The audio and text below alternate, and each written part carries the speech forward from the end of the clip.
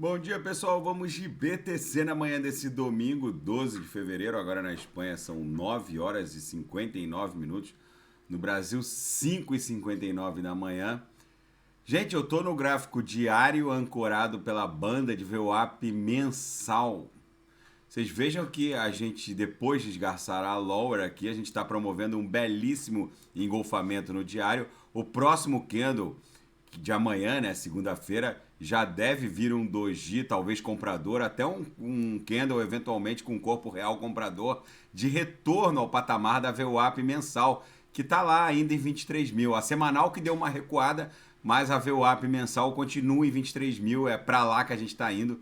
Aí com certeza a BTC vai sofrer uma resistência nesse patamar, justamente porque ela é uma laje, ela exerce o papel de suporte, mas de baixo para cima vai exercer a função de resistência. No intraday, a BTC está desenhando aquela reguinha, que é o verdadeiro silêncio que precede um esporro. Aqui nos 5 minutos a gente bate na lower, volta para VWAP, bate na primeira lower, volta para VWAP.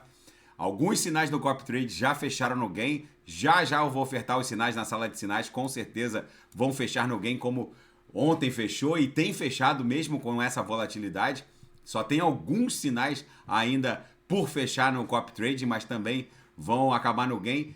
No gráfico diário, no squeeze regular, a gente está promovendo esse engolfamento brutal que deve ser e provavelmente será o início dessa onda 3, que vai levar a BTC para o patamar de 30 mil dólares. Agora a BTC é 21.804. Na Seara Fática, o banco mais antigo do Brasil, o Banco do Brasil, agora vai permitir que os usuários paguem seus impostos usando criptomoeda. Ele fez uma parceria com a BitFi. Enfim, é o novo normal. A estratégia cripto da Visa mira acordos com stablecoins. A Visa quer permitir que os usuários dos seus cartões façam uso de criptoativos liquidados imediatamente no momento da compra por stablecoins, permitindo assim a quitação de bens e serviços através dos cartões Visa carregados, vamos colocar assim, com criptoativos. E os gigantes criptográficos que operam na jurisdição norte-americana agora estão olhando para o cano de uma arma, que é a CVM norte-americana, a SEC, dirigida pelo Gary Gensler.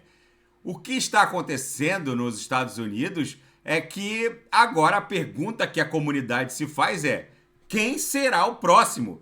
A última vítima da investida brutal investigatória da SEC foi a Kraken, que encerrou o seu programa de staking, fez um acordo, pagou uma multa de 30 milhões de dólares, mas a pergunta que fica no ar é: quem será a próxima corporação gigantesca do mundo cripto a ser alvo da SEC?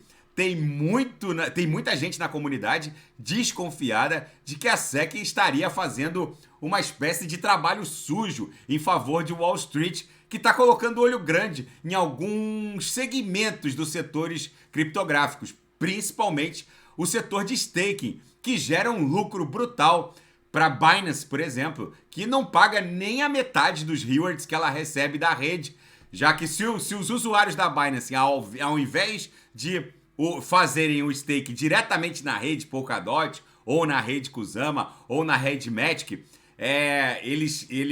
ao invés de fazer o stake na Binance, fizesse diretamente na rede, eles ganhariam mais, no mínimo o dobro, né? Eles ganham menos da metade do que ganhariam fazendo diretamente na rede. Mas enfim, há uma séria desconfiança no sentido de que a SEC esteja meio que advogando em favor dos bancos, e com certeza lá na frente muito dessas atividades serão exclusivas de instituições financeiras. E na seara geopolítica e finanças internacionais, um jato norte-americano derruba um objeto voador não identificado sobre o espaço aéreo canadense. A ordem partiu do primeiro-ministro canadense, Justin Trudeau, e depois do Alasca, agora mais um suposto balão chinês sobrevoando o espaço aéreo canadense. E essa crise só vai ganhando novos contornos. O Japão diz que um navio da marinha chinesa entrou nas suas águas territoriais no domingo. Enfim, essa tensão com a China não para de aumentar e o objeto voador não identificado derrubado pela Força Aérea Norte-Americana no Alasca enfrenta condições árticas no seu resgate. Até agora, a operação para recuperar o que sobrou desse artefato voador supostamente chinês vem enfrentando duras condições climáticas, já que no hemisfério norte, aqui no hemisfério norte, o inverno tá muito rigoroso. Enfim, vamos ver como isso vai se desdobrar. O fato é que essa relação, esse imbróglio com a China tá ganhando novos contornos. A ilha de Taiwan também tá vendo o cerco chinês aumentar no seu entorno. Nesse cenário apocalíptico Mad Max, que pode escalar rapidamente para um cenário nuclear, a BTC, na minha leitura, promovendo esse belíssimo engolfamento aqui no diário, deve ostentar um candle comprador amanhã de retorno à VWAP mensal, que está lá em 23 mil nesse patamar. Aqui deve formar um pullback e aí sim voltar para a banda superior da banda de VWAP mensal, cuja upper está lá em 24.100. É para lá que a gente está indo. Daqui a pouco eu volto com ADA, XRP, Shiba Inu. Vou fazer a GIX, Polkadot Kusama. E quem quiser sugerir alguma análise, é só colocar nas mensagens abaixo. Um grande abraço, até daqui a pouco.